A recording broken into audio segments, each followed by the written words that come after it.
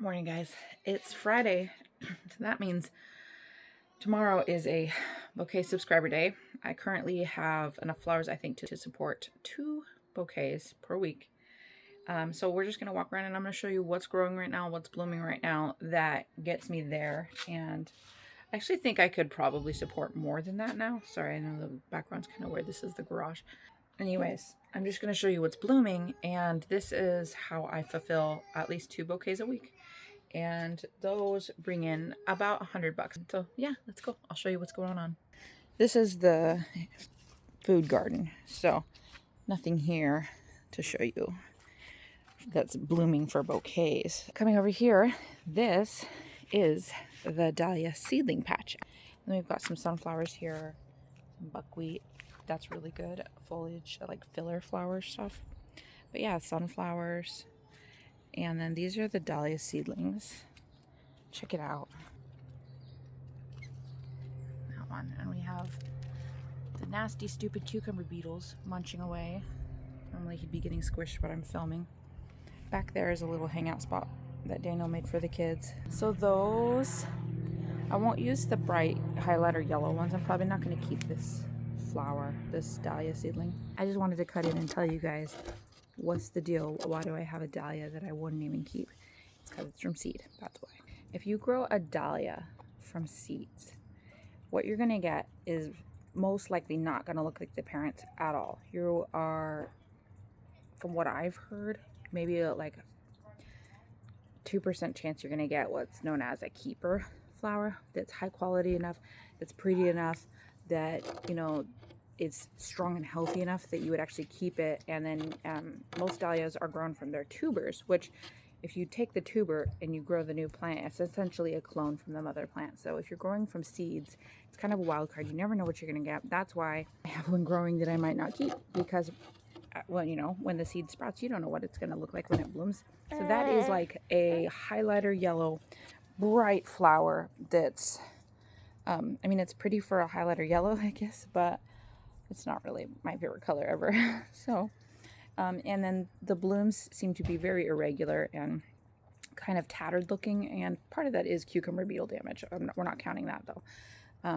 It just, the flower form is not there. It's not it for me. So, I'm debating, do I just leave it and like let it bloom for the bees and stuff for the rest of the season, or do I pull it out, compost it, and then there's a little bit more space for the other dahlias around it to get more light, nutrients, space, you know, all of that stuff. So I'm kind of mulling it over in my head. I hate killing a perfectly healthy plant intentionally. And I could give it to Snowball, a rabbit, who will quickly turn it into a rabbit manure for the garden. And over here I've got tons of status. We've got mums. And I'll have to show you out front. Ooh, that's a pretty one over there. That is gorgeous. All right, and if you didn't know, we just live on a like normal suburban plot of land with my mother-in-law. This is her house. We live with her, rent from her. Originally trying to save up money to buy a house, but COVID hit and we've been stuck here ever since. And so this is something I'm doing to try to get us out of here, get some land. I still think it's a dream worth pursuing, so here we are. Plus this is what I love. So anyways, these are some of the dahlias out front. There's actually 2 rows here. The front row was planted much later, so the back row's already blooming. This is bracken rose. Here's one that's fully open. Absolutely love it. It's beautiful. I wish I had a higher quality camera so I could show you guys the depth of color. This is HY Suntan. This is a seedling that I grew from Flower Farms seeds. Some amaranth. We've got some celosia in here. Snapdragons. Lots of honeywort that decided to try to sprout up. There's some status here in the front. Those are still babies. Speaking of babies, I'm so behind schedule this year from where I'd like to be normally because of this little girl right here. This is Eden. Hi, BP. But she's worth it. I definitely took a lot of time this spring to care for her, and I had to keep my tomatoes and pepper plants alive and try to sell those. So that's why the normal schedule of getting things planted that would be blooming is about 4 months behind. That's okay. You know, we've got some digitalis blooming. believe it or not, with all of these blooms, we'll have a huge, amazing bouquet tomorrow morning. On Fridays, I love coming out and kind of scoping out what I have. Like, okay, good. You know, that's going to look good tomorrow. That's going to look good tomorrow. This is another row of named dahlias. These also got in very late. I think I put these in early June. And they're doing phenomenal based on their planting time. And then here's some zinnias that decided to volunteer. A lot of these will be in the bouquet. Any that pass the wiggle test, which is where you shake the stem, and if it's floppy, it's too early to cut. And that one's nice and stiff, so that one's ready to cut. That'll be in tomorrow's bouquet. So I'll be testing all of these and seeing which ones can go in.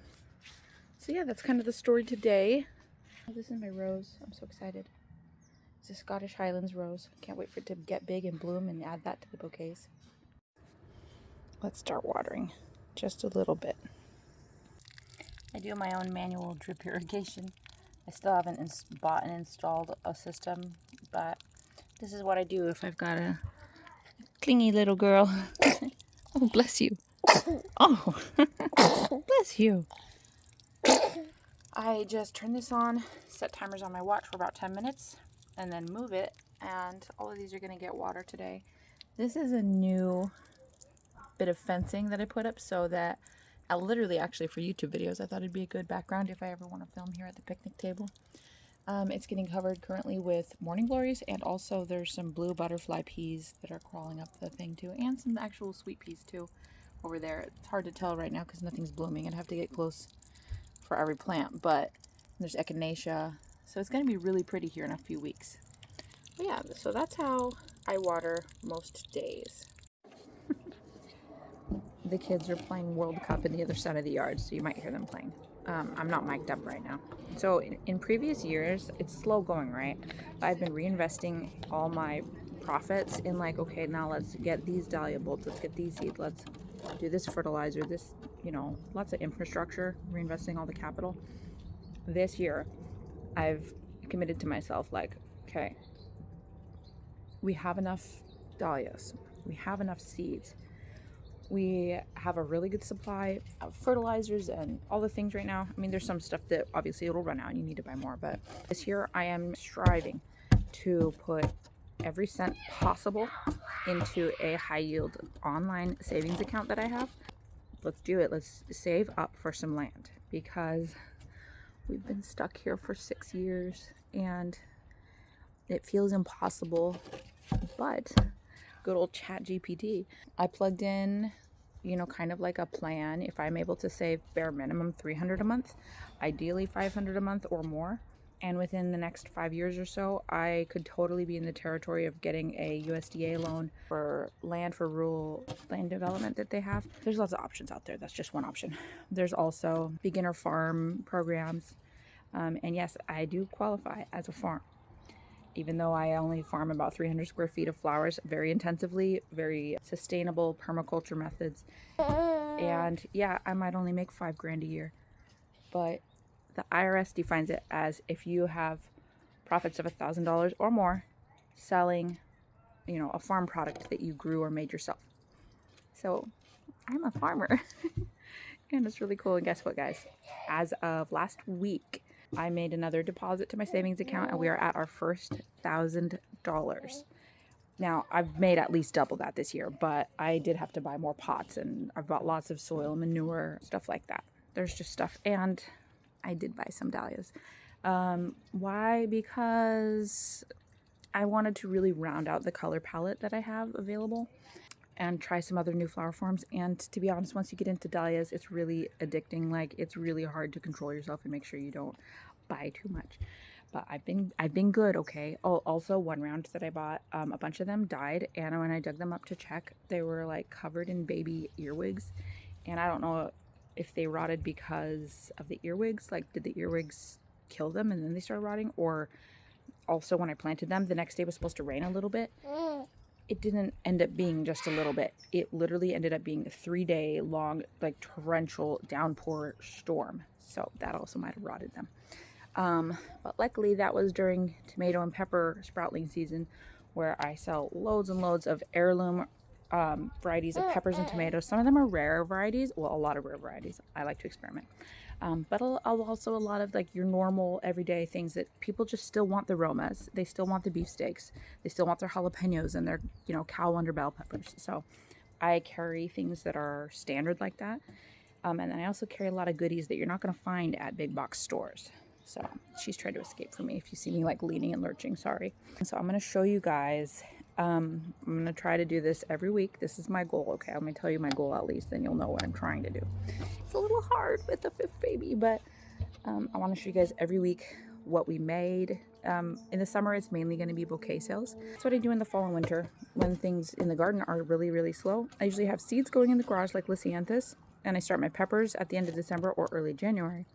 But I also start knitting and crocheting more when the garden is slowing down a lot. Another way that I can make money in the summer is if I have tons of extra produce like tomatoes and stuff. This was really successful last year, or even squash. I put it on Facebook Marketplace and sell it like by the pound or by the, you know, by the box or whatever. And I sell produce as well. All right, I gotta go inside and cook breakfast for all the kids and myself. It's important to still take care of yourself when you're a mama, huh, girl? Okay, catch you guys later.